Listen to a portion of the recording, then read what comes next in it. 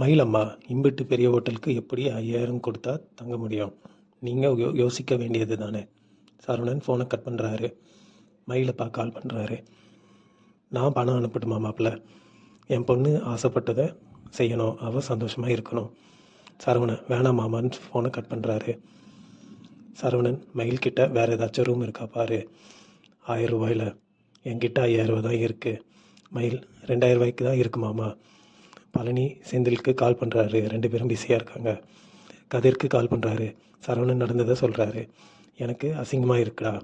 கதிர் பணத்தை ஏற்பாடு பண்ணிவிட்டு நான் கால் பண்ணுறேண்ணே. கதிர் ரூமில் 5000 ஏற்பாடு பண்ணுறாரு. மீதி 16000 யார்கிட்ட கேட்குறதுன்னு புலம்புறாரு. ராஜி வராங்க. காதில் கேட்டுட்டாங்க. என்ன கேட்குறது அப்படின்னு சொல்லி கதிர்கிட்ட கேட்குறாங்க. கதிர் சும்மா பாட்டு பாடுனன்னு சமாளிச்சிட்டாரு. கதிர் ஹாலில் கிச்சனில் போகிறாரு. பணத்தை எங்கேயாச்சும் இருக்காதுன்னு பார்க்குறாரு. ஹாலில் கதிர் யோசனை பண்ணிகிட்டு இருக்காரு. ராஜி ஏதாவது பிரச்சனையா? கதிர் ஒன்றும் இல்லை. செந்தில் கதிருக்கு கால் பண்ணுறாரு. கதிர் நடந்ததை சொல்கிறாரு. செந்தில் 16000 எப்படி அரேஞ்ச் பண்ண முடியும்? கதிர் ஃப்ரெண்ட்ஸ் கிட்ட கேட்கலாம்னு இருக்கேன். செந்தில் நானும் கேட்குறேன். கதிர் ஃப்ரெண்டுக்கிட்ட 5000 வாங்குறாரு. பழனி வராரு. என்கிட்ட எதுவும் இல்லைன்னு சொல்கிறாரு. கதிர் பணம் இல்லைனாலும் ஐடியாவாது தாங்க. மயில் காலையில் 7 மணிக்கு வந்தோம், 9 மணி ஆகுது, இன்னும் 80 நேரம் இப்படி நிற்க போகிறோம்.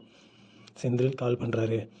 செந்தில் கதிர் சொன்னானே, ஹோட்டல் ஆளுக்கிட்ட பேசி பார்த்து பணத்தை அப்புறம் கட்டுறோன்னு கேளுங்கண்ணே. சரவணன் பேசி பார்த்தேன்டா. செந்தில் 1 மணி நேரம் பொறுத்துக்கோண்ணே, நான் ஏற்பாடு பண்ணுறேன். இதோட எபிசோடு இங்கே முடியுதுங்க.